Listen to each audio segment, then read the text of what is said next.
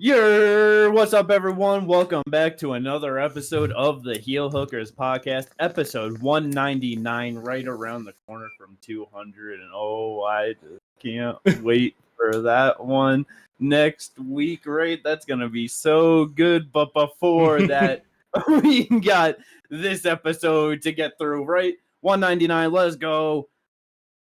UFC Fight Night, Abu Dhabi. A fight night in Abu Dhabi this time. It's usually get the pay-per-views in October, but they wanted to hook us up with some fun this time. Main event, Robert Whittaker was back, third or fourth time fighting in the Middle East, I'm pretty sure, since they've been going there. He has definitely made that his second home as of these last few years. Very much a fan of fighting there. But he was taking on former one double champ in RdR. I will be honest, I didn't think this fight was going to go past 3 rounds. Yeah, I really thought that this shit was just going to. It's RdR was talking about in the lead up of just I'm not looking to save my energy because this is a 5-round fight. Whatever, he's like, I'm gonna go out there and I'm gonna look for a finish, and if I don't get it, then we're both gonna be tired in the later rounds. And bro, he even said it afterwards. It was mad funny because they asked him like, "Oh, did you expect the fight to go like this?" He said, "No, I thought I was gonna go out there, take him down, and choke him out." And he's tough as shit, and he said something about like, he just got heavy hands or whatever, and just, just a very good opponent. But yeah, he really thought that he was about to go out there and just sub him right out of there. Yep. Which is funny because I thought that if he didn't, Whittaker would be able to knock him out. So either way, I was like, this. No, yeah, and it's funny you saying he has heavy hands when when so many fans say, "Oh, Whittaker has pillow hands," it's just like motherfuckers. And that's where it's just one of those things where it's like, it's just styles and like how he fights. Whittaker fights like a very smart, intelligent fighter, and it's the most part he's not going after the finish like that, So obviously, certain opponents' times, opportunities, he's able to land those big shots, big moments, like he did in this one. Second round, I believe it was. Third round, blasted RdR with that right hand. That was so nasty. I thought he was going to be able to get the finish there. Yeah, no, but I was about to say that third round, like. You're almost right. It almost didn't go past 3 rounds. Because that overhand was just so beautiful. Yep. But it does go past the 3rd round. It goes all 5 rounds, and RdR is able to pull out a split decision win over Robert Whittaker. Because obviously, with just thinking that, it was RdR is probably going to be able to go and get a finish, or, Whittaker, might be able to do the same. But if anything, thinking that it was going to go to a decision, we're probably thinking that Whittaker was going to do better throughout the later end, be able to get it done. You know what I mean? With how the fight played out, does it give you more or less confidence in RdR for the future in some of these other fights in the top of the division? Less hope. It depends on the matchup. I am very much iffy. Like, it all depends on who he fights. Because I said it in the preview when you brought certain things up of just popping the bubble of fun when it comes to RdR and kind of looking at it like at a realistic standpoint, it's like he has a lot, but I just don't know exactly how it's going to always hold up. Like, I do think that a big factor here is, with him, pushing the pressure, trying to get all this grappling going, and being so much bigger than Whittaker that he really was able to get him a bit tired. So in the later rounds, while it wasn't significant, RdR did much more. You know what I mean? I don't know how that's going to hold up against guys that are bigger than Whittaker or are just simply better in certain areas. Because it's with the takedowns, we didn't think that RdR was going to just be shooting fucking straight doubles or getting down and you know what I mean? We thought that he was going to maybe big man him to the ground. He went 2 for 15 on takedowns against Whittaker, which he has great takedown defense, but being the bigger guy, just thinking that he might get that advantage and able to do it. And he still really couldn't. Watching him just, really gas out, not have anything for the later rounds where other people really might have better, like DDP, for instance. You know what I mean? He's going to have more in rounds 4 and 5 than what RdR is going to have. Yeah. And then watching him take the shots from Whittaker. I know you were saying that, he didn't look too bad in them or whatever. But for me, watching him just constantly pull back like that, it kind of goes back to what you guys were saying with Whittaker, how people talk shit about him not having heavy hands, but you're saying he fights smart. He's not out here putting giant combos on people. He's going to 1-2 you and step back. And if he's hurting you with that 1-2 to the point where you're oh, gotta back up. what happens when somebody is in front of you and they're like, I'm going to put combos on you? You know what I mean? Like, it's just like, damn, okay, you got the split decision here, but it wasn't very impressive. And holy shit, fighting someone like DDP, like, I don't have the hope for him. If he would have gotten the finish over him, yeah, I would have been like, I'm excited for this fight. But watching it, it's like, DDP is going to put hands on you. He's going to have better grappling. He might even be down to take it to the ground, but I feel like he's just going to want to stand up. And he's going to hit you, see that you're like, oh no, I got hit with a big shot, and be like, bing, bing, bop. You know what I mean? Like, because even down to the third round, when Whittaker dropped him, I also thought that he was going to get finished because he's getting hit with these shots and you just see it in his face of like, oh no, oh no. Then he did get it together, and I'll give him that, where he was like, okay, let me collect the wrist. Let me get myself up and get out of here. But it took him a minute. Let somebody have a bit better top pressure. Let someone be dropping bigger elbows or things like that. He is not going to like have that mental of like, no, I got to work through this. How do I get out of here? He's going to be, I'm getting hit. I'm getting hit. I'm getting hit. It's over. Like, you know, I get that. Yeah, let me collect the rest. Let me just put my fingers all the way into Whittaker's gloves.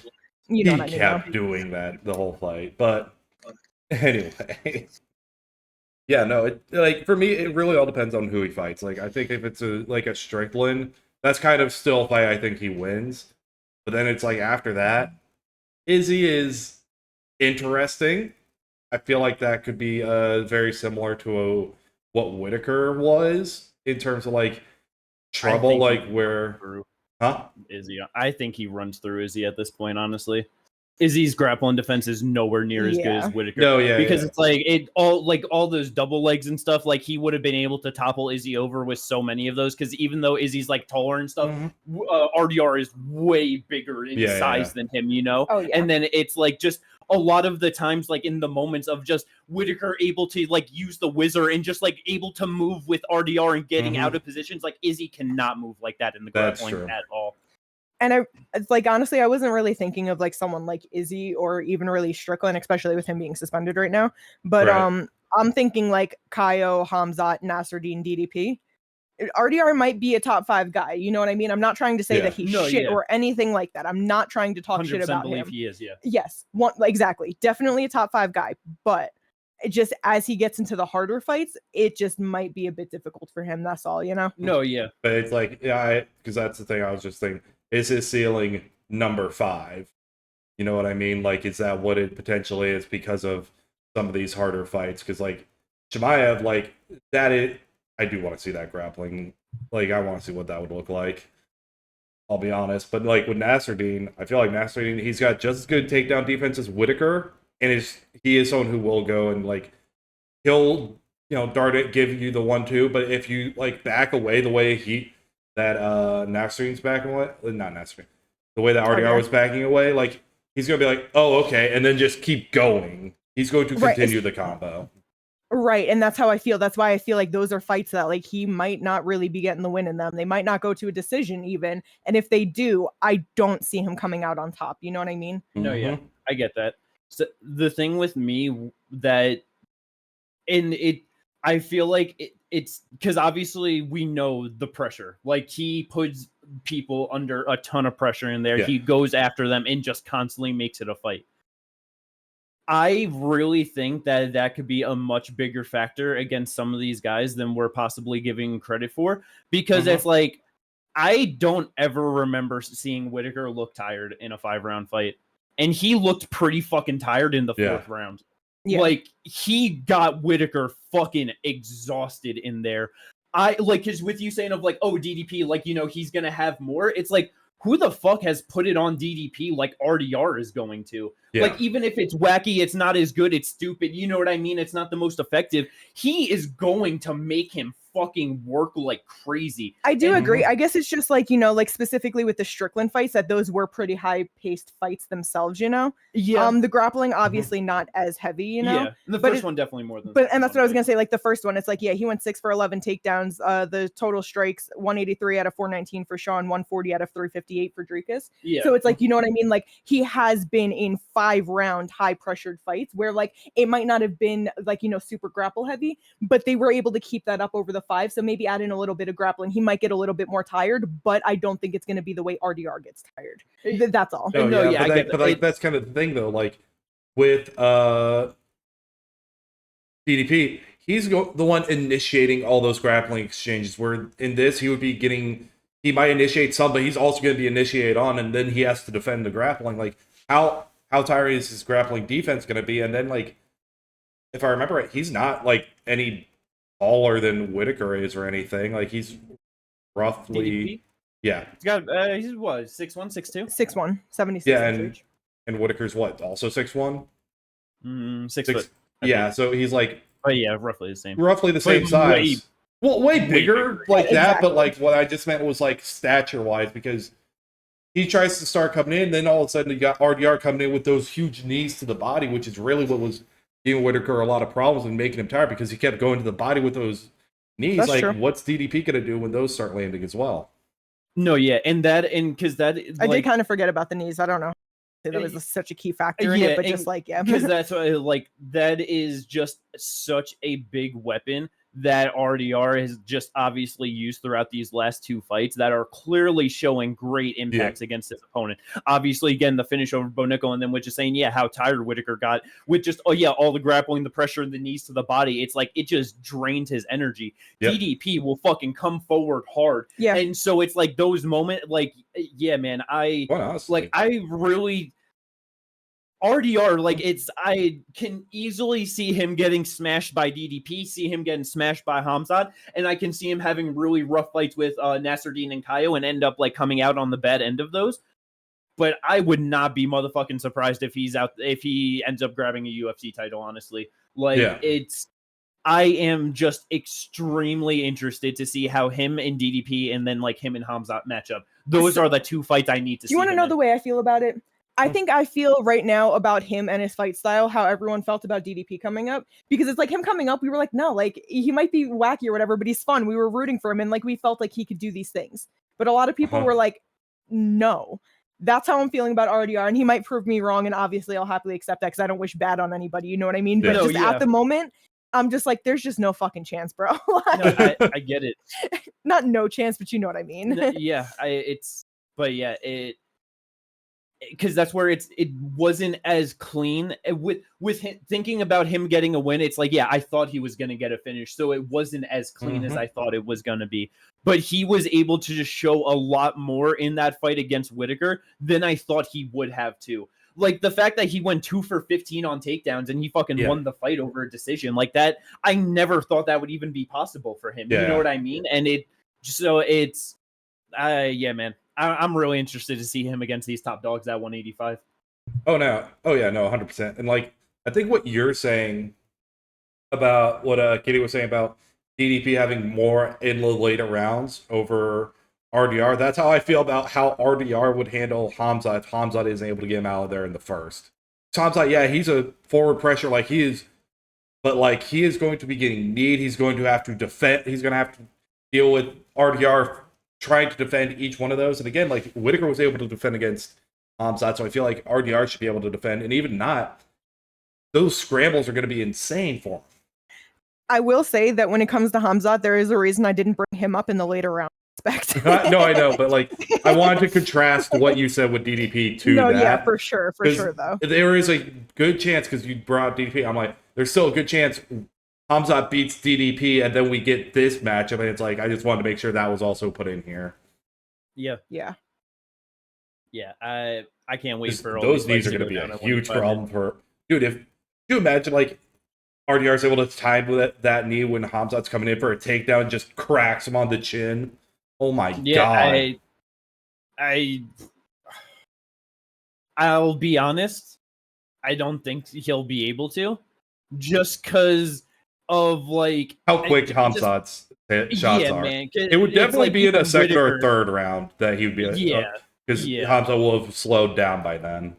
Yeah, because even just Whittaker being like, just literally just talking about it, it's like, how do you defend that first takedown? You know what I mean? Like, it's just so fast. Like, you know, I wasn't saying the first. I was just saying in general, like, during the fight, if he was able to time one of those, that'd be insane. No, that definitely caused a whole lot of impact. Great win for RdR. Able to just 4 wins in the UFC now, less than a year. Is absolutely incredible what he's doing. Cement himself in the top 5 of the division. For Robert Whittaker, I feel really bad for him in this one because I just at the end of it, like I was kind of feeling like they were gonna give the decision to Whittaker. I really wasn't entirely sure, but it close fight, but just one of those things, just and during the moment and everything. Obviously beforehand he was talking about he wants to just go win like 4 fights, end his career with the title, and you know what I mean. Yeah. So now taking a split decision loss to RdR, who's just ranked very far back in the division, coming into this one, where do you think Whittaker goes from here? What do you think's next for him? Because I'm really not sure what he ends up doing. I mean, Brendan Allen's called him out before. He's called out Brendan Allen. Brendan Allen just got a win over Vettori. The fight kind of makes sense now because he's going to be dropping down outside the top 5. I think that fight makes a lot of sense. The thing is I feel like it kind of makes sense anyway because his losses have been to DDP, Hamzat, and RdR, but his wins have been Ikram, Paulo, and then Marvin in 22. So there's a clear difference in his losses and wins where like that step back to like whatever just makes sense either way. Yeah. And then if for some reason Brendan Allen gets like another opponent for some reason, I think he could fight the winner and or loser of Roman Fluffy Hernandez. Fluffy? Yeah. Yeah. I guess for me, I'm just wondering of just how long he even just wants to do this. You know what I mean? It's like, didn't he say that he wanted to have a couple fights? Like he had a couple fights left in the gas tank, and the way he's been fighting, he clearly is not like, I want the big fights. Give me big names. Give me this. Like, you know what I mean? He's been fighting anybody that they're giving him, whether it's a guy that's 1-0 in the UFC, someone that's 6-4. Like, you know what I mean? Like, he is just taking these fights and he's down, and he says that he has a couple more in the gas tank. So I feel like he's just going to fight until he feels like he can anymore. And I don't think he's going to be too specific of like, I'm the former champ, so I should get this person or this person. Yeah, he's never been that guy. That's one thing about Whittaker. He's never been that guy. He's always been the guy like, like after the Izzy fight, like, I'll fight Darren Till. Yeah, I'll fight Kelvin Gastelum. Yeah, I'll fight, whoever to get back to the title. And I think that's what he's going to do with this one. Because, like, the thing is with this one, like, I understand what you're saying. Like, he won, 3-4 more fights, retire as champion. And it's like, the thing with this one is, it's like, you adjust, like, a couple things. It was razor close. Like, he just adjusts a couple things, he comes out the winner. So it is one of those things where he is still fighting at the top level of the division in his mind. So it's like, okay, I just need like 2-3 fights and then I can fight for the title potentially still. I got you. I guess I was just looking at it different because like I do wonder if it looks at it that way, because it's like with losing to DDP in Hamzat, it's like obviously Hamzat, like that was his first like real fight at 185, but it's like dude had already beat Usman and Gilbert at that point, cementing himself like as a clear top 5 guy. DDP beat Brunson before Whittaker, cemented himself as a top 5 guy. This is the first time Whittaker has lost to someone that hasn't proven anything before beating him. Right, like he's the proof that he's a top 5 guy. Yeah, and with going into it, him being like, oh yeah, I got a couple more and ending like at the title. With losing this fight, I wonder if he's gonna kind of be like, I'm not getting that title anymore. Like there's now like so many people that have beat like DDP, Hamzat, RdR, all have beating him.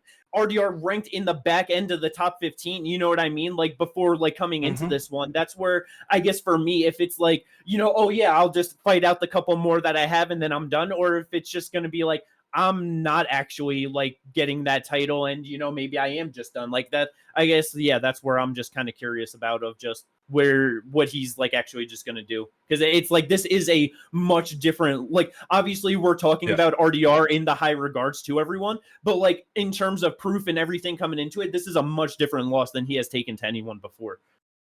No, and I understand that. It's just one of those things though where it's just like, I wish I had watched the post-fight press conference if there was one, like what Whittaker had said and all that, because then I would have something to say on like what he said after. But even then, like you say, like that was a tough fight. That was close. Apparently didn't do enough, whatever, on the when Bisping asked him. But I do think like he's still like in that area where even if he's like not thinking, okay, I'm not gonna be champion, like I still got 3-4 fights left. Let's just run this out and then we can do what I do. You know what I mean? Like, he's got his podcast with his buddy. I forget the dude's name. So it's just like he's already kind of set himself up to where he can do just what he wants. Yeah, very true. It's also, like, to be fair, like, if MVP can, or if MVP is just like, hey, I just want to stay at middleweight, I'd like to see that fight between Whittaker and MVP. Yeah, that'd be a fun one. I'd definitely be down for something like that for sure. Like, it'd be interesting because, like, people would probably find it boring because it would probably end up being a lot more point fighty because they both blitz in. But, like, that's the thing. Like, what happens when two guys like that end up blitzing at the same time? That would definitely be an interesting one. But yeah, we'll see what Whittaker ends up doing, who he ends up taking a fight against, and see where RdR goes from here. Moving on down the card, though, co-main event. Oh, motherfucking boy, Petr Yan gets it done. Unanimous decision win over Marcus McGhee. Let's fucking go. I'll be honest, first round, like, especially, but even just, like, consistently throughout the fight, Marcus McGhee definitely held up against Petr way better than I thought he was going to. I really thought that this was just going to be kind of easy steamroll. Petr Yan just running through him and finding himself a finish in either the second, third round. But Marcus McGhee had way better moments in that fight than I ever thought he was going to. And I do want to say one thing. You were still feeling that way 30 seconds into the fight. You're just like, oh, you're getting backed up by Petr Yan 30 seconds into the fight, not throwing anything. Oh, you're done. Oh, yeah. It was just kind of funny that was like what was going on. It's like, okay, I guess. And then, like, throughout the rest of that round, it's like, okay, so Marcus just decided to start off a bit slower as well, just to kind of see, like, what that pressure was going to be like from Petr at the beginning of the fight. See, like, what he's doing. It's like, okay, I see what you're doing. Let's try these things. You know what I mean? Yeah. Sorry, I didn't know if you were. Oh, okay, sorry. Yeah, because it was just like, I don't know, watching that and even hearing you, Petr, what type of pressure is Petr going to put out in the first round? Did you not look at your opponent at all? Do no tape study, not try to figure out who he is as a fighter or anything, because that's just silly. Because Petr doesn't put pressure out in the first round. So it's even funny to see that, like, the numbers, exact same amount of significant strikes, and even one more total strike landed for Petr, because, like you said, Marcus was just so patient. And it's like, this is how Petr starts. Like, he doesn't start like big at all. So yeah, like, watching Marcus get walked back into the cage with no problem, and all Petr did was walk at him. It took him how long to finally throw a jab and a leg kick? Like, he was just walking him down with nothing but fucking pressure energy. Like, it was just crazy to watch. And it was like, okay, yeah, this is not good for Marcus, because then even throughout it, it's like, yeah, he had his moments and he did well. He was able to land some good shots. He held up well, like eating big shots and everything, but it just never felt like he was on the level of Petr. You know what I mean? He might have had his few moments, but it was like, Petr is obviously doing what he should be doing as the better fighter, former champion. Just, you know what I mean? Number 2, number 3 guy against back end 15 guy, you know? Yeah. 100%. Especially that third round. But also, like, I understand what you're saying. Like, it's not that it's a no film site. It's more so just the fact of, like, you don't know how it actually feels to be against a certain type of opponent until you get in front of that opponent. Because, like, you can try to mimic it, but, like, Petr Yan is, like, one of those few guys who I feel like you just can't mimic that style very well in fight camp. So it's like, all right, what's going on? Let's see what, like, does he just, like, is he going to switch? When I switch, what is he actually going to be trying to do? And then, like, throughout the fight, like, he kind of kept it southpaw versus orthodox, if I remember right. Even though both guys do switch stances a lot. Yeah, they're both switching a lot. Yeah, I felt like Petr just kept kind of matching Marcus's stance. Yeah, it just Petr. The like, cause that's with just like, yeah, he did pressure much earlier, like with just, like you said, he wasn't throwing much, you know, Petr, but it's still even just the footwork. Because normally it's like, yeah, I'm gonna take center or whatever, you know, and then his opponents are just kind of able to. But he just started, walking right out at Marcus. He would just have the high guard, put the fucking arm out. You know what I mean? Like, putting that jab right in his range, and then it just a classic Petr Yan fight of just as the fight starts going, he starts building. Attempted strikes, 45 round 1, 69 round 2, 88 round 3. And by the third round was just definitely shutting down Marcus a lot more. Was going to that fucking the like outside fucking throw. It's so beautiful watching him just he attempted that in the second round. shit, man. Yeah, and and Marcus was he was smart to it the first time because he got out of the way real quick of it. Yeah.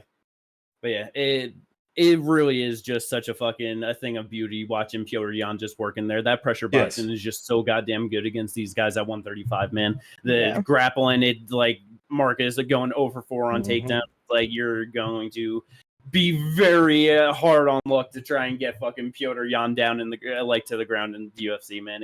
His takedown defense is so good. Yeah. It's what fucking Aljo has taken him down. Like Davison got like 2 takedowns. Song got 1 too, and then Merab, but yeah, it's takedown defense still 85%. Yeah, very good. You got to give this dude a title fight. That's I feel like that's the only thing that makes sense for him at this point, honestly. Yeah, I agree. And if Merab beats Corey, we know Merab wants to be active, so yes. He'll be around quick enough for that. And then I don't know how quick Corey will turn around if he wins, but I feel like he's not going to be out for the longest time, Yeah. I feel like if Merab wins, we could get Merab versus Petr 2 in January. Mm-hmm. And if Corey wins, it's probably more looking like March. That's what I was going to say, like March, April at the latest. Yeah. But, bro, I really want to see fucking Petr versus Merab again. Mm-hmm. I need to see if Petr is able to make that fight any different a second time. I need to. I know it's obviously he's just been like, more or less just doing the same thing to these guys out here, but dude is just so fucking good. And it's like, I don't know, just even with this one of just like getting on the forward movement more, like earlier on and stuff, and just trying to like just seemingly I don't know how just like comparatively in terms of like shots thrown for Petr in this fight compared to like some of the other ones. But just it just felt like he was doing a lot. About the same for Davison. He threw more. Davison, not a lot more, but Song kind of the same thing. He actually, I think this was the least out of the last couple. No, I was looking attempted in the first round. He threw more. He attempted more in this fight than both Song and the Figgy fight in the first round. 32. And it's like, it's not much, but it's like it was a little bit more than any of like his past 5-6 fights that he has thrown in the first round. So it's just like, it's one of those things with, Cheeto recognizing that it's like, I got to do more, earlier on. It's just one or the same thing with Petr, even of just these fights being 3-round fights too, you know what I mean? So it's just kind of like, okay, got to get it going. But I really want to see him versus Merab again. No, yeah, with the Davison one, if I remember, that was a 5-round. He could also afford to be a little slower in the first round in that one. Sure, yeah, I forgot about that. But yeah, it's Petr is just so goddamn good. Because obviously we haven't gotten to see him versus Umar yet, and that would just be like another fucking sick fight to see. But it's like other than that, I just feel like he beats everyone in this division, and most of them are not going to be too competitive. Yeah, I agree. Yeah. Why I feel like the next fight should be against Sean O'Malley. No. I have no interest in that right now. Petr is on a 3-fight winning streak and should be fighting for the title. Why is Sean O'Malley getting that number 1 contender opportunity? Get the fuck out of here. You can go fight your teammate in Kyler Phillips or some shit like that. Go like that. No, yeah. Like, Sean should fucking fight back. Like, best. Go fight Rob Font. Fuck it. Give me the trilogy. Give me Cheeto Vera versus Sean O'Malley 3.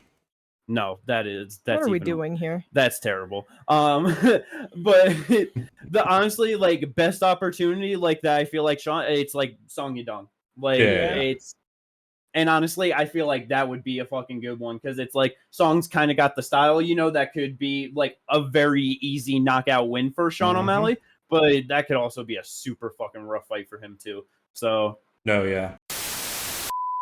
Petr should definitely be fighting for the title though. We'll see how all that plays out. It definitely. Do you think that if Merab wins the UFC, we'll just go to Merab versus Petr too? Probably, because who else? I think they should. He beat Umar earlier this year. He beat Sean after that. If he beats Corey, it's literally the only other people left in the top 5 are Petr and Song should not be in there. Yeah, but Song needs another fight. Hey, we've seen so many motherfuckers that we think shouldn't be in title fights get That's it because true. they're the only new fight. You know what I mean? That like, is true. That's true, but I just don't think that that's what's going to happen here is all. I get it. Yeah, same. Because it's like even going to Song Yadong, it's like he's 3-2 in his last 5, which is good, but it's like win over Henry Cejudo, lost to Petr, wins over Gutierrez and Ricky Simone, lost to Corey. So it's like you're beating back end guys and losing to top 5, you know? Yeah. I get that. I don't know. Stuff like that in my head, especially recently, my brain is just like, motherfucking Kai Kara-France got a title fight because there was no one else for Pantoja. You know what I mean? I do feel like flyweight is a little different right now. Yeah. At least we're getting Corey in there. We had Umar in there. It's not like it's been rematch after rematch after rematch. We're now going back to a pure, you know what I mean? Yeah. Very fair. Yeah. Let's go. Solid win for Petr. And for Marcus, it's kind of hard because it's like this was just such a stupid step up for him. You know what I mean? That it's just like he just shouldn't have been there. So I wouldn't be mad if he still fights up, but just not nearly as far because he still looks solid against Petr. And that's what I was thinking. I'm just like, I don't know if it's like, if he should still fight up or defend the spot kind of a thing. But like you said, I would not be mad if he fought up at all. I was about to say, considering this is his first loss in the UFC, and it was against literally number 3, who's literally beat damn near everyone else in the division as well, it's like, he should be still fighting up. And I feel like someone like what I was just saying earlier, like a Chito Vera or Rob Font would be an excellent actual step up. That's kind of thinking too, because clearly Mario deserves to fight up, and I have no idea what's going on with Cejudo, and Zahabi is literally right in front of him. So I feel like those are the two that make sense. You give McGhee, Font, Vinicius, Marlon Vera. Opposite. I think McGhee. For me, I think McGhee Font is just a more fun fight. That's fair, but I feel like Font is the harder test for Vinicius, and I think he needs that. Yeah. I do agree. Okay. Because I feel like if this is a 3-round fight, I feel like with just Vinicius style, he could end up just kind of getting away with shit against Chito and end up squeaking out a decision or some shit. You know what I mean? Mm-hmm. I feel like from the first round, Font's going to start fucking him up and landing shots, and that's going to really tell a lot, you know? Yeah. No, that's fair. I also feel like I do agree that Font McGhee is that would be a fucking banger of a fight. I feel like if you have I feel like if you have Vinicius versus Marlon, you could easily make that an Apex main event or on the road main event for some places as well. That's true. So like that could easily, and then you have a 5-round I feel like fight. That's too fucked for Vinicius though. He's gonna fight like that against Kyler Phillips, and you're gonna put him 5 rounds against Chito afterwards. Chito knocks him the fuck out. Yeah, that's a 4th or 5th round knockout, easy. Yeah. Like that's Vinicius is gonna be hands down exhausted, and Chito's gonna be like, "Yeah, it's time." But also, like, I get what you're saying about the first round, but like, Chito Vera does have pretty good like countering, and he was countering Rob Font a lot during that first. Like, he knocked him down in the first round, if I remember correctly, in their fight. So I feel like he'd be able to do something similar with Vinicius, like be able to start countering off, because Vinicius just goes. Yeah. Either way, we got fun fights to happen. I bet and wait for sure. Oh yeah, let's go. Going on down to the featured bout, though, the fight first of the night. Yeah, I was gonna say the first fight to get a performance to talk about. Motherfucking Shara Magomedov and Marc-Andre Barriault.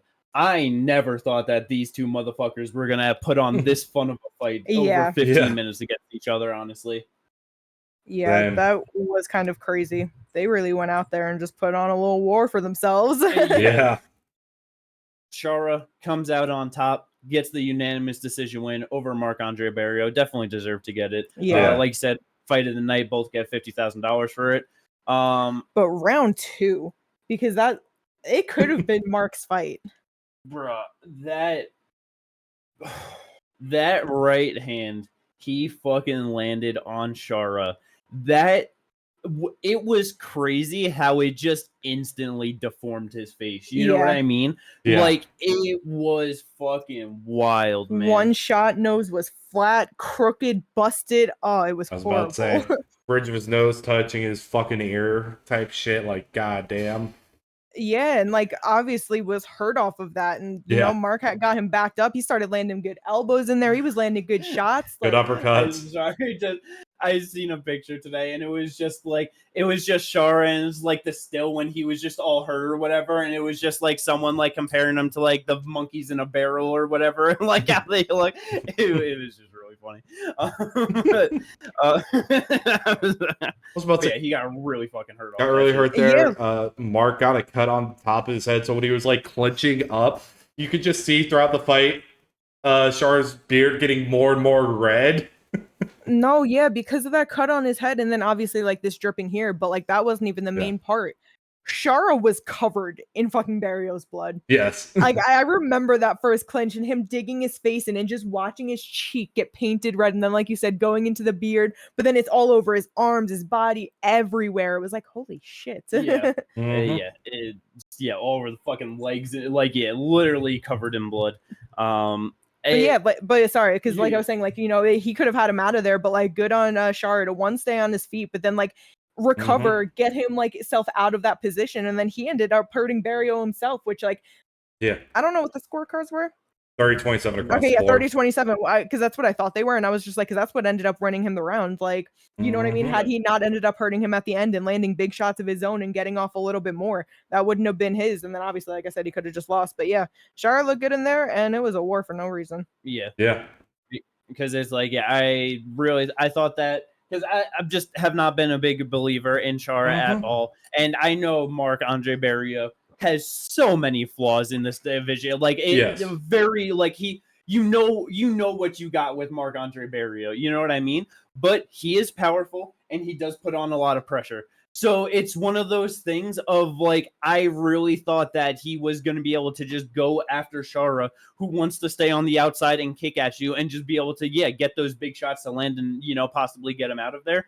Shara way tougher than I thought. And just constantly showing that even though he still always goes to the same A plan and like that's what he tries to do, having to fight and work through the different points of the fights in MMA, he is able to do those against like the certain level of fighter. You know what I mean? Yeah. And like it does have to he isn't as one note of a fighter as I just always think of him in my head. Yeah, for sure. Because I feel like at first it really just seemed like he was a distance fighter that was going to be using his kicks a lot and like he wouldn't really have shit anywhere else. But it's like went 2 for 6 on Marc-Andre Barriault, went 2 for 6 on takedowns. And then, like you said, just seeing him work in close, using his knees, using fucking his elbows, and just having good clinch work in there. And it's like, okay, like sometimes your striking's a little bit off. You have one eye, depth perception issues, but shit, you can actually work in there. Like, fucking, I think it was the third round he attempted his own takedown or something. Like, you know, it just third round, you could just tell like he was styling, he was having fun. Total strikes 43-9. Yeah, Barriault was just exhausted at that point. He fucking gave that shit everything he had, man. He really did.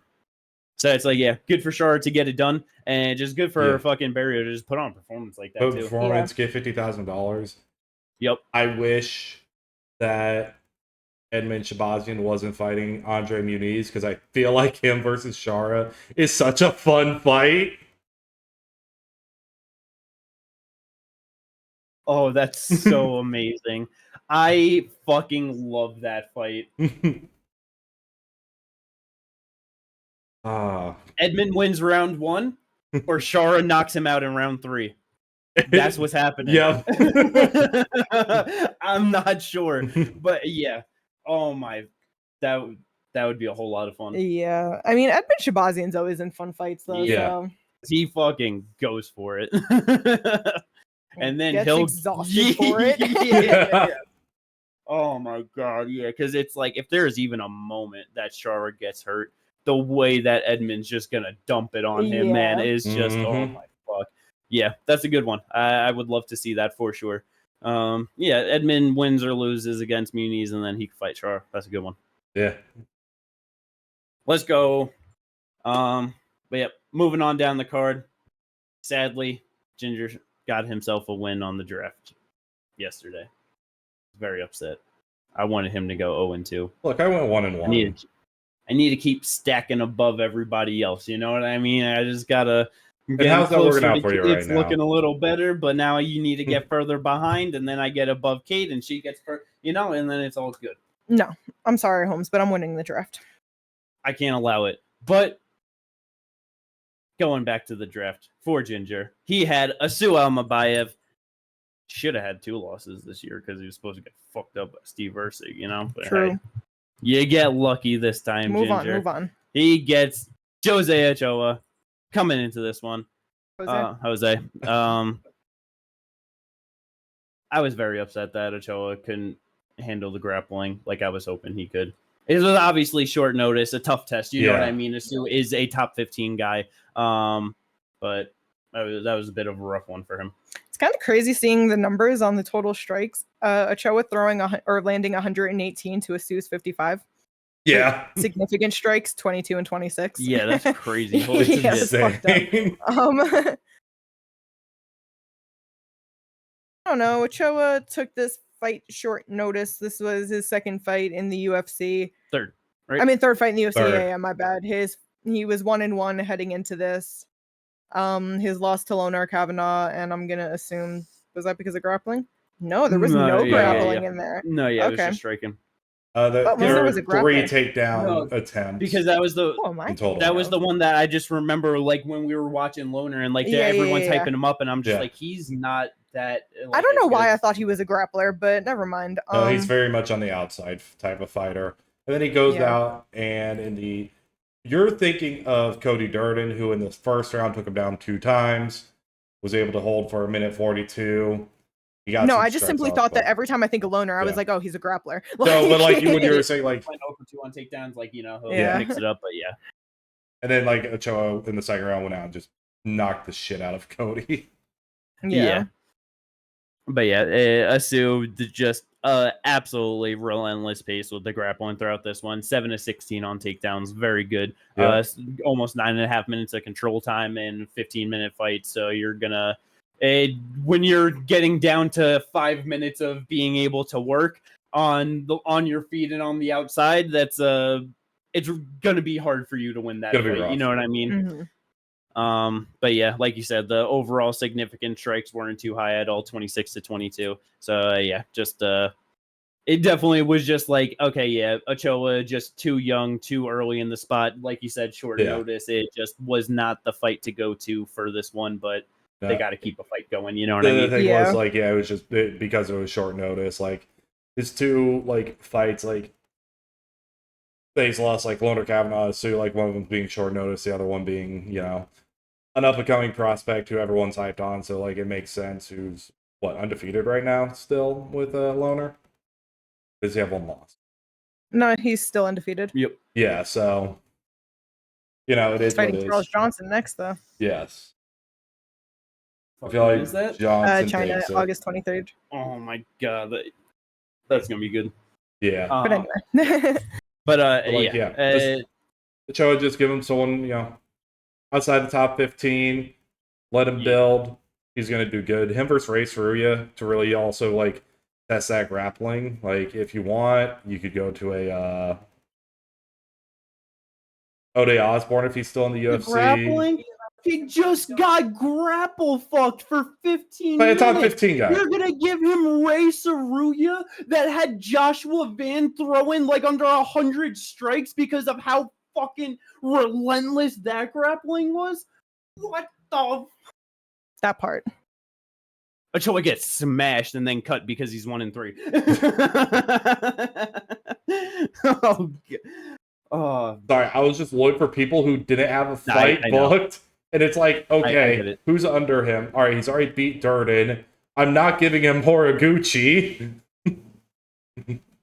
No. And then the next one was Ray Saruya because everyone else was booked.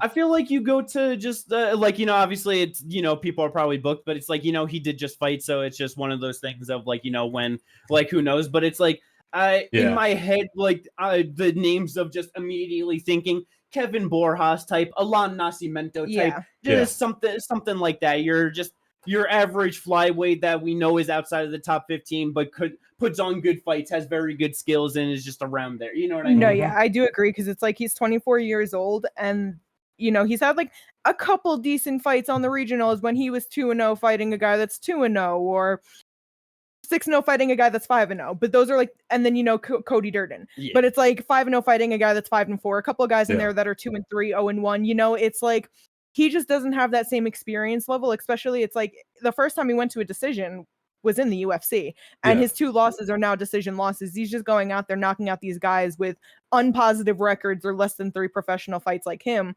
other than Cody, where it's like, even if his number on Tapology is technically this, like just give him those back end things and just let him get that experience.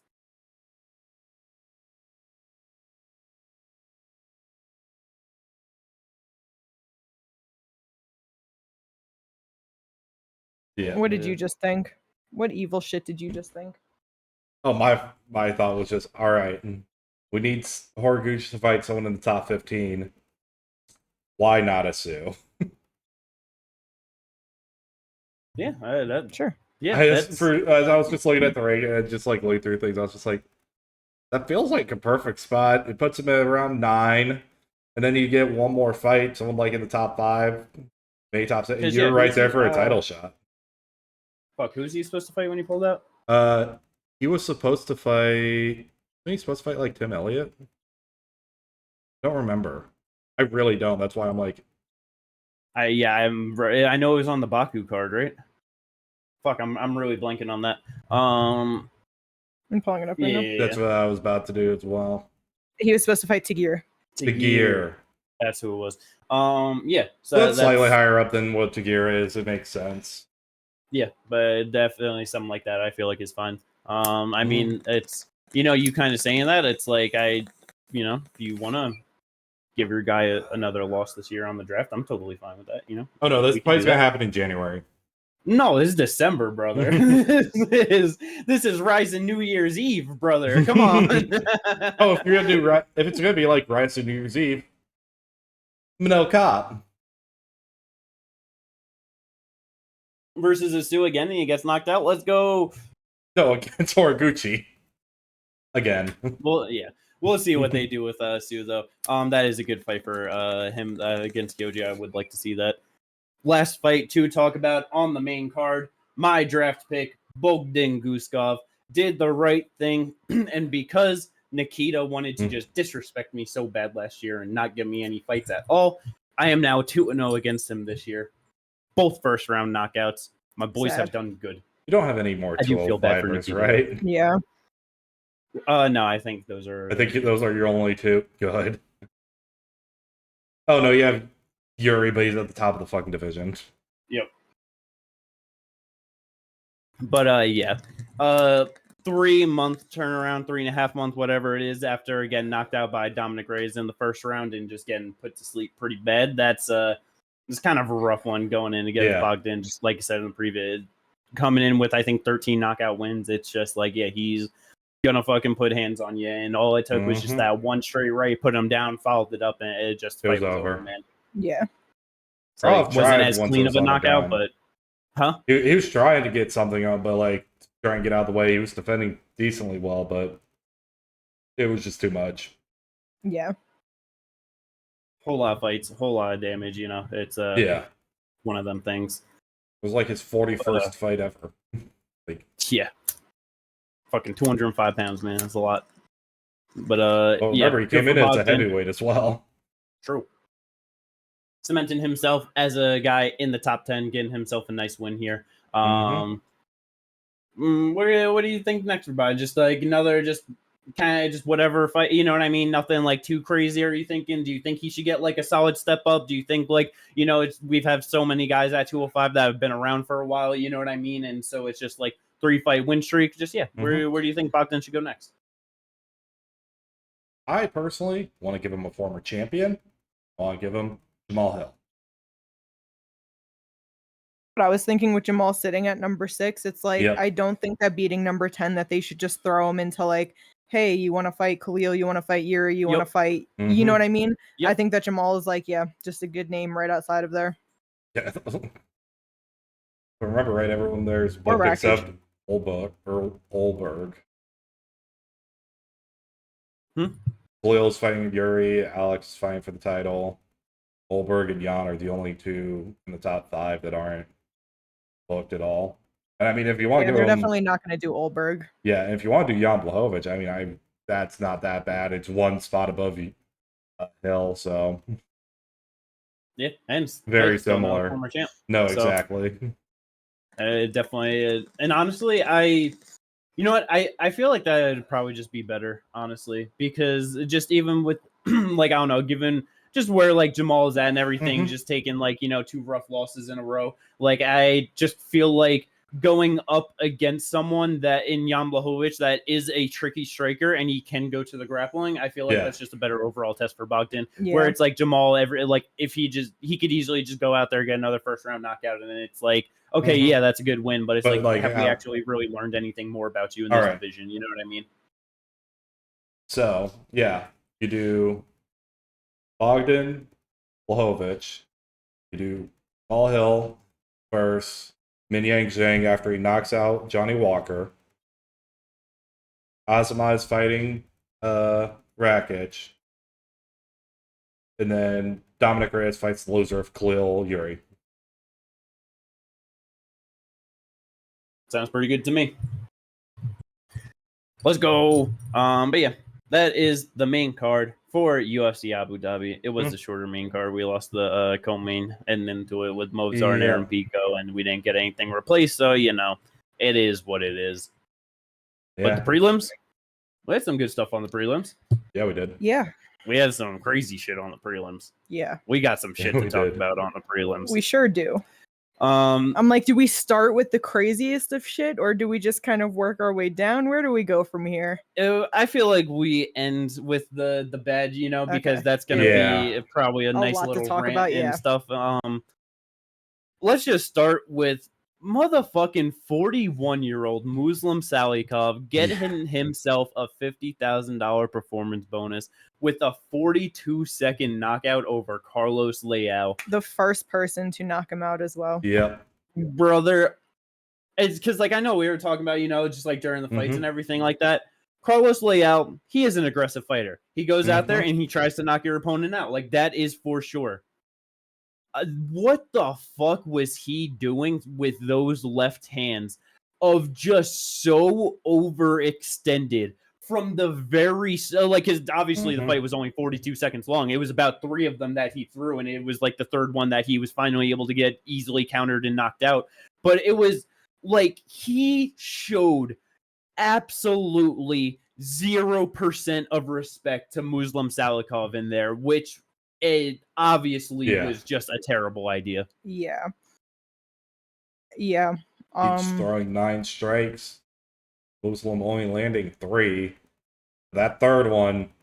That's all it took. And the way he fell, it was like his body just collapsed under him. The slow motion, like, fall of the legs and just falling down and face plant. Like, it was just, Also, those 3, he went perfect. He went perfectly even. 33.3 to the leg, 33.3 to the body, 33.3 to the head. That's crazy. So the one strike he landed to the head, it was legit a one-hitter quitter strike. Yeah, I really feel like, because like you brought up how Leal, he is an aggressive fighter where he's like, I'm just going to walk forward and throw big bombs on you. I really think that he just had the mindset of, I've never been knocked out. This guy is 41 years old. I'm just going to pressure him forward and I'm going to get him out of here immediately. He's been knocked out. It's only been twice, but he's been knocked out before. The last one was just last year. Randy Brown, his last loss. You know what I mean? Like, I really feel like you're right. He didn't have respect for him. And he was just like, because like, he technically, he lost to Renat. I am on the page that he should have won that, fight. He got fucking robbed. So, and he knows that in his heart too. So in his head, he's like, I'm 2-0 in the UFC. I did that to Alex Morono. I'm going to go out here and do the same exact thing to this old fucking man. In the Alex Morono fight, he they ended in the first round, and he threw over 100 strikes in there. You know what I mean? Like, that fight was a 4-minute and 16-second fight, and he landed 81 of 123 total strikes. Yeah, it's like, fucking stupid. I feel like he just had it in his head, like, I'm going to do exactly that to this guy. So yeah, he overextended a couple times in the first 40 seconds. Who gives a shit? All it took was that one counter, but in his head, I've never been knocked out. It's fine. He's pressured against the cage. He's not going to get this, and it's Muslim, and he's dangerous as shit. Like, yeah. Man. It's because that was just insane. It was just perfect. Landed right on the temple. Boom, just goes straight down. Didn't need to follow it up. Nope, he knew. Old man wasn't about to go to the ground for what? He would have needed help up. Yeah. Could have hurt his knees over the crowd as they cracked as he got up. Man. That I did not expect that at all. Like that was just. I'm sure that is going to be a loss that might make Carlos Leal thinking like. I wouldn't be surprised if like he really tries to like readjust some shit like coming into his next fight. You know what I mean? Because that would like you said, it's like he is aggressive and just goes, and it's like doing that to Morono, and just old guy. I'm probably just gonna do that again, and like you said, just never been knocked out. He's fought fucking Sadabusi, who fucking moved up to 205 after fighting him. You know what I mean? It's like. I wonder if he's going to be like, okay, I've really got to be calculated in here and just actually use some skills, that was crazy. Absolutely insane. Good for fucking Muslim Salikhov though, because wild. Yeah, and he was a big second first round knockout in a row, 2 performance bonuses back to back at 41. That's fucking awesome. Hell yeah, man. Yeah. Stacking up that fucking money in his 40s, man. It's fucking awesome. Yeah. Going on down the prelims though, I was so happy for this one though. My fucking boy Davey Grant, at also fucking almost 40 years old, 39 years of age, gets it done pretty damn solidly over Damone Blackshear, man. Yeah. First round, a little bit rough. Yeah, Damone timed that takedown. He did really well to get it, and he secured it for almost 4 minutes. So not a whole lot happened other than like a lot of just like scramblies and holding and stuff like that, but he clearly won it off of the grappling.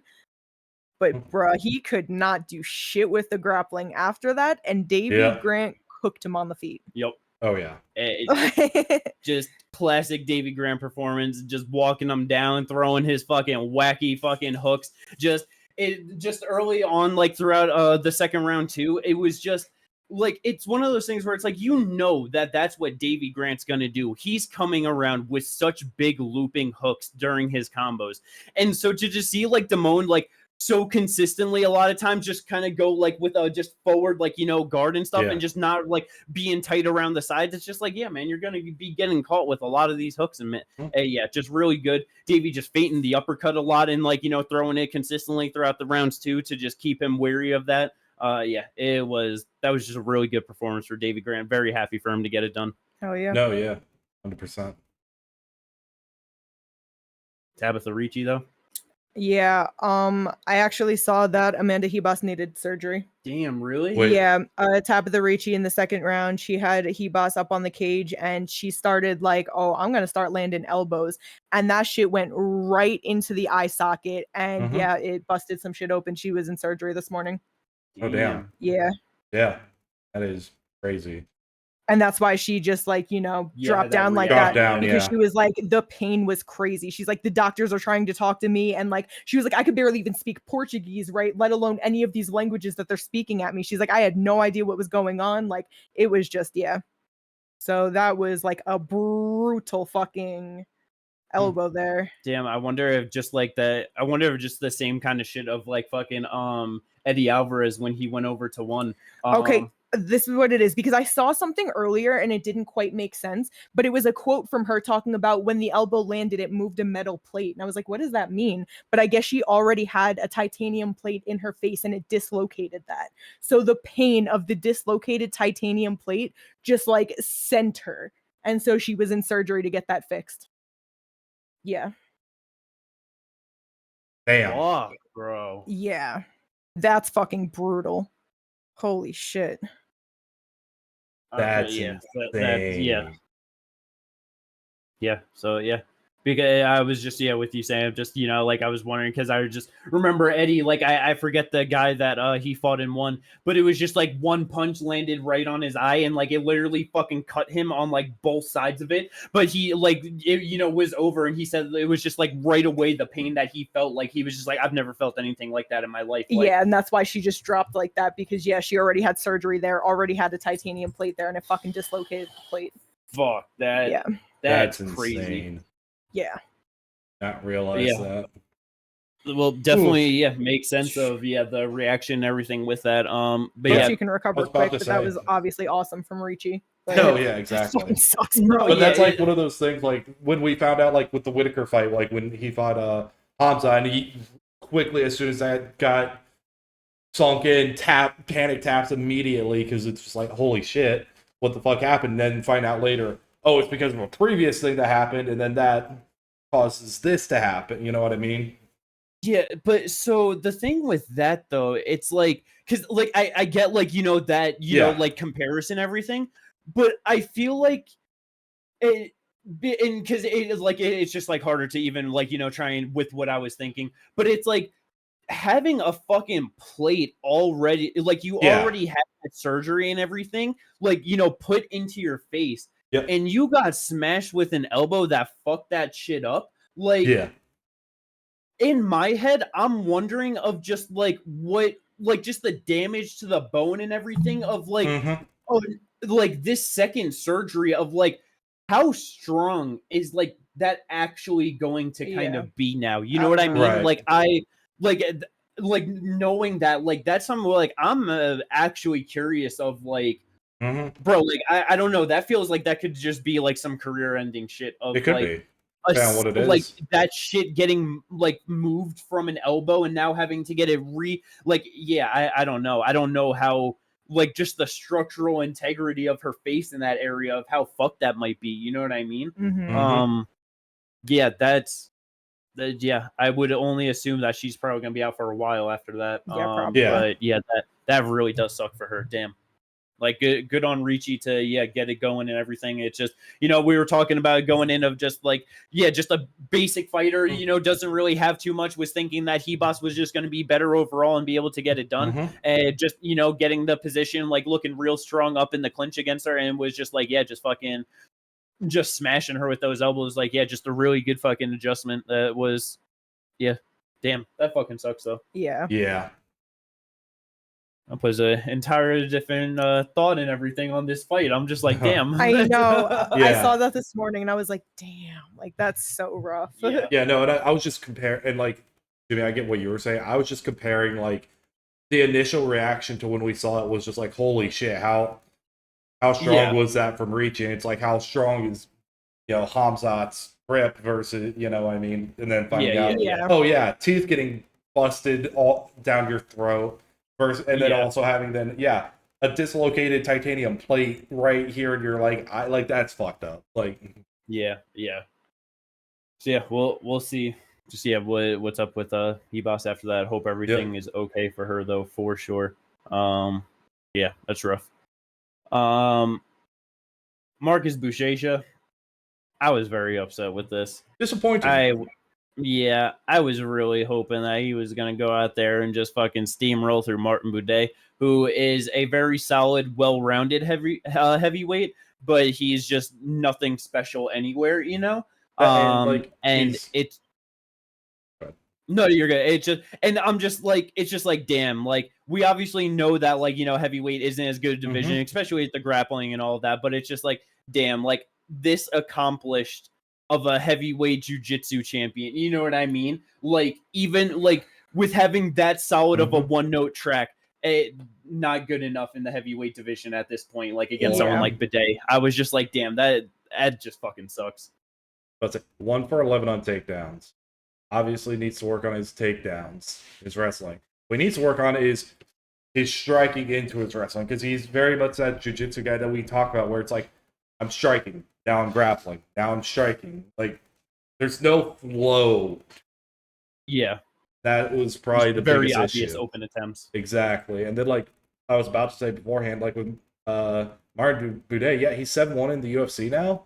Like, most of it's been like Lucas Brzeski, Jay Collier, Josh Parisian, old Andrei Arlovsky, Uran, who was a 205er coming up on short notice to fight him. So it's just like, yeah, it's just really funny because it's like you see guys like Taliesin Shara, yeah, who's 1-0 in the UFC, and they're like, hey, main event 5 rounds against Derek Lewis somewhere up in the rankings.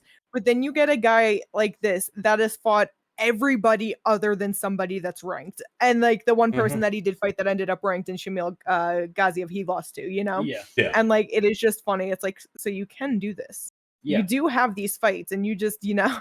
Yeah, I know. It's like, why Buday of all people are we letting him just cook and get better against all these guys and not like, yeah, like you said, Taliesin. It's like, yeah, he looked good. So it's like, let him just keep beating these guys and fighting different people and getting different experience before, like, I get that the division's so fucked and you're just trying to throw guys up there, you know, but it's just like, the one person he fought was we can do this. Like, yeah, the one guy he fought was Justin Tafa. Like, that's not a guy you jump from.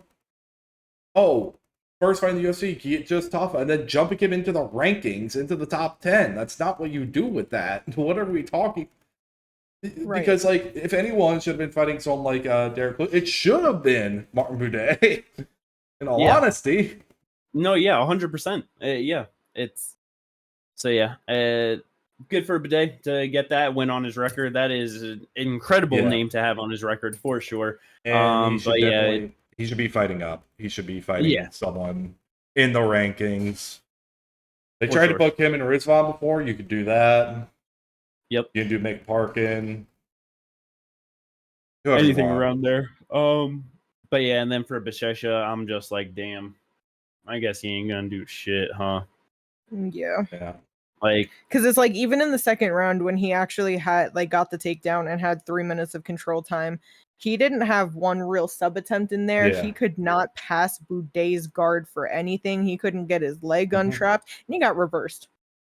Like, it's like, this is your thing. You're on the ground doing exactly what you do, and you couldn't do shit with Buday. It's not going nowhere up at the top at all. Yep.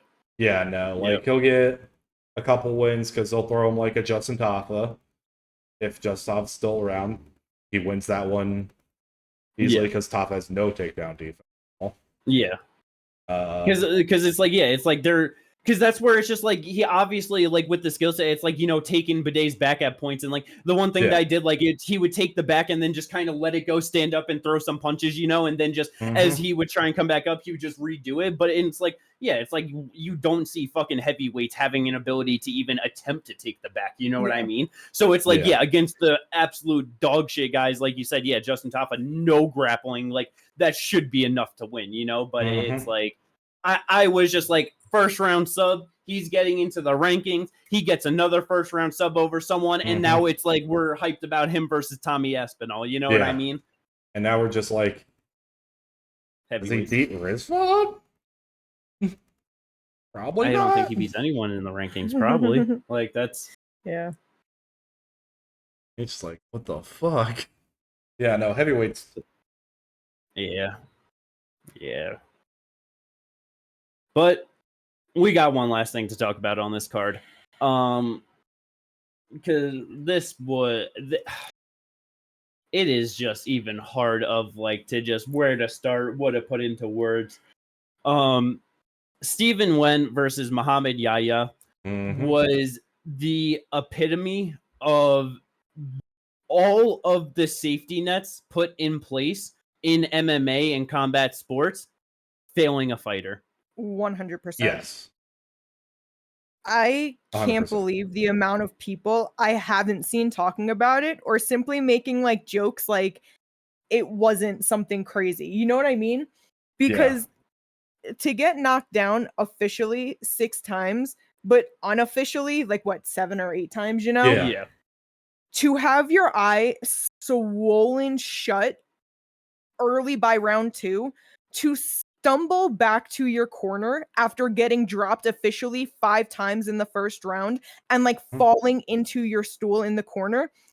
All of these are separate things to stop a fight, but yet all of them happened and it wasn't ended until the end of the second round. Yeah. It was just one of the most atrocious calls I've seen in refs. And it was crazy to watch it come from Jason Herzog, who is generally such a good referee. Yeah. Because it's like, I get that technically Nguyen didn't always follow up with like the biggest shots while he was on the ground. Yeah. But even when Muhammad, I think it was the second or the third time he had got dropped, he was bent up, feet up on the cage, and Nguyen landed a couple shots. Even getting dropped 2 or 3 times, 2 follow-up ground shots, you could end it right there. He gets dropped again, just fucking call it. He gets dropped again, just call it. We don't need these follow-up shots when someone is getting dropped left and right throughout the round. Yeah. It's just crazy. Yeah. And then, like I said, stumbling into the corner, that's enough to be like, oh, he's not with it. It's done. But apparently not enough. Round 2 comes, he's getting blasted to the left side of his face, right? Yeah. Yeah. And like I said, swollen shut, eye looking crazy all in this bone, which is insane that he didn't suffer a facial fracture. Yeah. But that's the fact that we part. noticed it, that it's like, bro, he cannot see out of that eye is swollen, and it was never stopped. When we see fights all the time get stopped because the ref wants to have a doctor check out an injury. Like, there was so many times to stop it. And the fact that it made it until the end of round 2, yeah, that's just fucking insane. Yeah. I have never felt like as like thoroughly like you failed a fighter. You know what I mean? Yeah. The only other Maybe time, Elizu versus Benoit, and like that ref immediately got pulled from the card. Yeah. But you know what I mean? Like, it doesn't happen often, especially from such a notable fighter. Notable ref. And the only other one that the biggest one that I could think of was Turner versus Bobby Green, where he gets dropped and then just a minute of pounding him while he's on the ground. But like, the fight should have been stopped. Like, I think the one that where it definitely should have been stopped was the last knockdown of the first round. When gets a beautiful right hand and he just drops to the ground and it's just like, no, over, done, call it. Yeah, it's the done. way his fucking leg folded up underneath him like that. I forgot about that. Yeah, no, there was just so much to it. It's because it's just like, with all, like, it's like, okay, he's moving, he's there, whatever, you want to let it go. Brother, when you see the body just fold up like that, it's done. Like, it's fucking done, bro. Like, I don't care that in the second round, Yaya had his one moment of he landed a strike and Nguyen was hurt, and it was like, holy shit, he might get a comeback. And it was like he fell down and like flipped himself back up, and that was it. They didn't even count it as a knockdown. Exactly. Like, bro, that fight should have never seen a second round. It probably shouldn't have seen as much of the first round. Like, it just, that was crazy. And then it's like, the fact of just nobody just bringing it up, the broadcast not like, Bisping when he was interviewing was just like, oh, did you think the fight should have been stopped? Like, you think the ref was going to stop it earlier? And like, but that was it. Just like that was as much of a question to any amount of it is like, what the fuck was going through Jason Herzog's mind in that one? And everybody that it's just like, this isn't a thing at all. I don't know, man. I was about to say, as much as I also want to put as much blame on Jason Herzog, we also need to be putting blame on his fucking corner. Because that corner should have thrown in the fucking towel. I'm sorry. Your fighter got knocked down 5 times. That was a 10-7 round, if not worse. You should be throwing in the towel because there was more than likely no meaningful way for your fighter to win that fight. And you saw him fall into the cage to get to his stool. Fuck that. Your fighter is done. Call it. Yeah, bro, because I said that in between rounds, like when it ended, I was like, if that corner cares even 1% about their fighter, they'll call it. And then they didn't. And then even when round 2 ended and he went back, to watch him being the one like, I'm done, while they're trying to put the fucking compression on that wound. And it's like the doctor and him being like, no, but it's not his corner telling him, hey, this isn't happening. It's not Jason immediately like, this fight is over. Yeah. Like, he had to say he was done and the doctor had to be like, no. It's just crazy. I don't understand. I just don't understand. That's all. That was fucked up. Yeah. It's just crazy. It's just like, the strikes weren't even like the craziest, in terms of like landed and like what we've seen and stuff. But it's just like, it's one of those things where it's impact. That's why damage is the criteria in fighting, because that you could land fucking 200 strikes on someone, but it can literally not do shit to them sometimes, but you could land fucking 3 on someone and they're done. It's, you know what I mean? Like, it's, On the official scorecards, it was only a 10-8 for round 1. I'm sorry. The dude got dropped 5 fucking times. Like what? Like this? What that's more? That's why I fucking hate MMA judging because in like the scoring system because like that is the dumbest fucking thing ever. Like you're telling me that I could fucking take someone down and literally just and be on top of them for fucking for 5 minutes, and if I landed comparable amount of strikes, that would have been a 10-8. You know what I mean? And like just maybe I got a couple cuts or whatever. Yeah. You know what I mean? But it's like. Get the fuck out of here. Like that's crazy, you know? Like I don't know. Mm-hmm. But yeah, that was the worst fucking officiating I have seen in a very long time, honestly. Yeah. It was. Well, let's go. That is all the stuff to talk about from UFC Abu Dhabi. What an event, early morning card. This is why you don't do fights early in the day. Nothing good happens early in the morning when it comes to fights, you know? It's like when your parents tell you not to stay up past 2 a.m. Nothing good happens. It's the opposite with fights. You don't do it early. It's bad. Oh, my parents were. It was always midnight. Nothing good happens after midnight. Not 2. Well, I guess our mom was a little bit more liberal. But yeah, no. I love how we've talked about all the fights. No mention of Bryce and Saeed. Oh, did we skip past that Yes. one? Yeah, we did. Oh, we did. Bryce ate a giant knee in the first round, didn't remember the rest of it, and then in the next 2, he kind of just grapple fucked him. Kind of, yeah. He was really tired. That's basically what happened. It was just, I just thought it was funny that you jumped over the Bryce fight. I definitely just, we just talked about the main card, and then I definitely did a little scroll through the prelims, and I saw there was a little space between, and so I was just like, oh, Muslim Carla, and then but yeah, it was good for Bryce to getting it done. Looked very solid at 135 pounds. But yeah, it's just the striking is just always going to kind of just be a problem for him. Yeah, I feel like there are going to be a couple guys once he gets into like a potential top 15 fights are going to put they're going to be a problem for him. Yeah, but he definitely needed that win for himself for sure. Yeah, Saeed. But yeah, like you said, classic Saeed looked very good, and he got tired, and there wasn't shit he could do. Yeah. Well, let's go. Tapology was fucking abysmal today. It was terrible. Or yesterday. It was pretty bad, but I won. She did. You did win. Yeah. Good for you. Very nice. Congratulations. Thanks. It was terrible. It was so bad. I think got 6 out of 12 right. Yeah. Yep. You both did. Yep. And I'm very happy I listened to my heart on Davey Grant. I was close to not doing it and just be like, I should probably just do the smart thing. And I was like, no, I trust in my boy. But yeah, just nothing good. Fucking 3 out of 5 right on the main card. 3 right on the prelims. Bruh, I started cooking in the end because I only had 2 correct after the Krylov fight. Like I got all of them wrong except for Nguyen and Mitchell. Got Krylov wrong, and then I got the last 4 correct. Yep. Yeah. Fucking just pulled it out clutch in the end. Petr Yan decision, getting you out of the tie, right? That's what it was. Yeah, because me getting I was the only one who picked Magomedov, but he went to the decision, so I only got the 50 points to tie it up with you. But then because you had him knockout and I had decision, I got that extra 25. Yep. Mm-hmm. Yeah, I got 2 right on the prelims and right on the main card. I did abysmal. Yeah.